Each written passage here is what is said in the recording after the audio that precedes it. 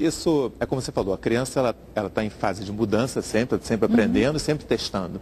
Então, esse ponto específico, né, as regras comuns de educação, isso é algo que, em parte, você pode não colocar no contrato, mas você pode fazer uma carta de intenções. Eu escrevo um pouco sobre isso no livro.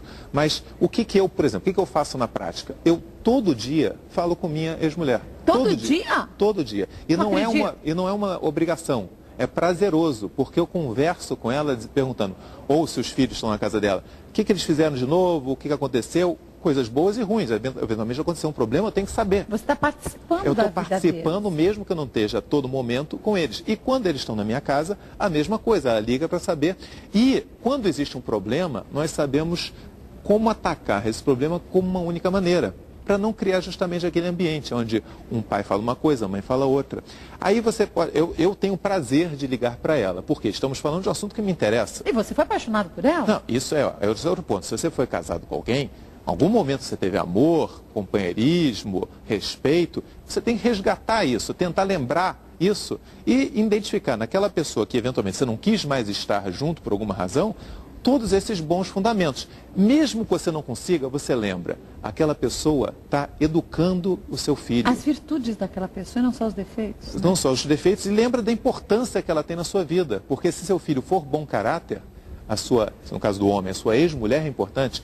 Para a mulher é a mesma coisa. Se o filho for uma pessoa trabalhadora, for uma pessoa correta, tudo isso é fruto da educação do pai e mãe. Então, esse ex-cônjuge é o maior parceiro na criação do maior bem que você tem. Então, são seus filhos. São os filhos, então você tem que respeitar. Então você respeita, compartilha, eventualmente se alguém não consegue todo dia ligar porque ficou alguma mágoa, não consegue sair dessa mágoa, mas faz com alguma periodicidade, ou pelo menos quando tiver problema. Quando tiver algum problema, fala, eu tenho um problema aqui, o meu filho aqui está fazendo isso, sugiro fazer aquilo e conversem. Mas não como cobrança. Não como cobrança. Tem que entender que os dois são igualmente responsáveis e dividem essa responsabilidade.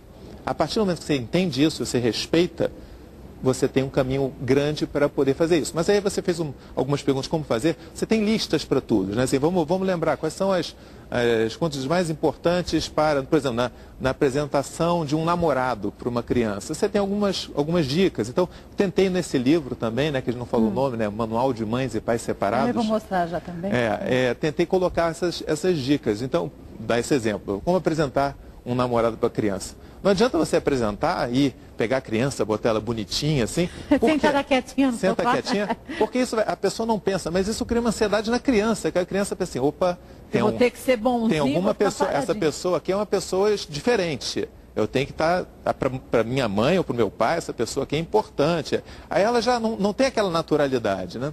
Outra coisa é, por que a criança tem que gostar dessa pessoa? Essa pessoa tem que fazer alguma coisa que ela goste. Então, por que não chegar para a pessoa e já passar informações? Olha, meu filho gosta disso, gosta daquilo, gosta daquilo outro. Já chegar, já tem um papo, já tem um assunto, exatamente. Então, tem que entender esses pontos, né? Que, primeiro, ele não é obrigado a criança a aceitar como amigo. Segundo, essa expectativa dos pais. Então, você vai vendo essa série de listas, às vezes é só bom senso, mas a gente precisa de bom senso num momento desse. E principalmente nesse momento. Porque a gente está tão emocionado, com tanto revolução emocional, que o bom senso às vezes se esvai, né?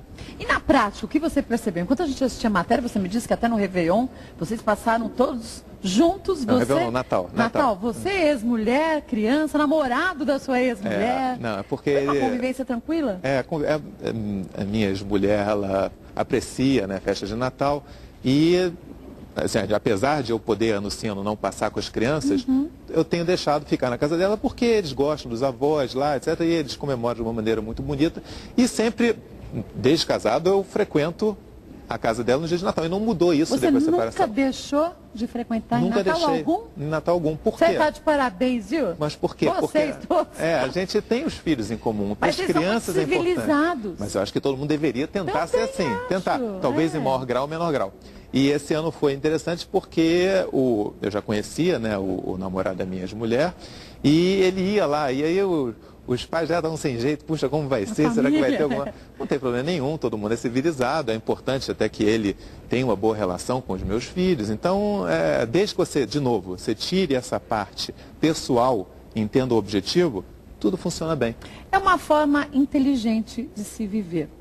O bem mais precioso são os filhos. O que importa é que a felicidade dos filhos e daquela pessoa que você também amou. Se você casou, foi porque você gostou dela. Isso. Em algum momento da sua vida. E tantas lembranças boas a gente tem. Eu acho que, com certeza, você, mesmo que você que não esteja se separando, mas essas dicas aqui é daquela troca do dia a dia. Não só, eu acho, para pais que estão se separando, para pais que estão juntos, mas que querem compartilhar esse momento tão precioso que é a criação dos filhos, né? É verdade. Eu diria que é importante, os pais querem compartilhar, é importante para os casais que estão com algum problema, porque às vezes os casais têm problemas e até pensam também, vamos me separar, e não percebem o tamanho, a relevância dessa decisão. Então esse livro ele aborda bem o que é a responsabilidade uma vez separado, até para a pessoa ter certeza do que está fazendo ou não.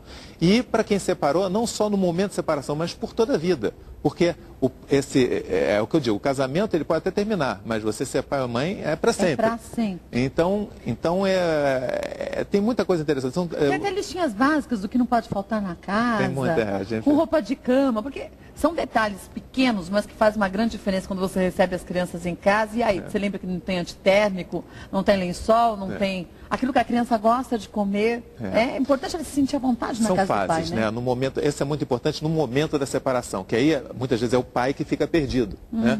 Então eu diria até que esse livro ele tem, vamos dizer, talvez seja até mais interessante para mulheres, até mais do que para as mães, mais do que para os pais, porque essa parte da negociação é um lado muito racional. E a mulher, ela tem, vamos dizer, o instinto maternal dá maior culpa até para ela. Ela diz, não posso separar, e fica tanta emoção que ela sai desse lado racional. Então, é importante ter esse lado racional, o lado, às vezes, que o homem, aquele lado econômico, das finanças, ele controla melhor. Então, eu me preocupei assim, então vamos botar aqui tudo que a mulher precisa saber do ponto de vista de negociação. Como é que é essa negociação? Então, acho que esse é um ponto importante. Como ceder, né? Como ceder, isso é em todo livro. Em todo momento. Isso é básico e é aquilo que a gente aprende na profissão e que muitas vezes esquece no emprego e não leva para dentro de casa. A gente é tão mais maleável no ambiente de trabalho, por que não ser maleável também com quem a gente convive na intimidade? É emoção. É emoção. É verdade. É emoção, mas isso. Deixa eu mostrar o livro para vocês, Manual de Mães e Pais Separados, que é um guia para a educação e principalmente felicidade dos filhos, do Marcos Vetrache, quem eu agradeço demais a participação, obrigada, viu? E tenho certeza que aqui a gente vai ter dicas ótimas de um bom relacionamento entre a família inteira. Vamos somar aqui os avós das duas partes, os possíveis parceiros que entram nessa negociação, que todo mundo tem uma vida mais tranquila. É isso. Obrigada mais uma vez, parabéns.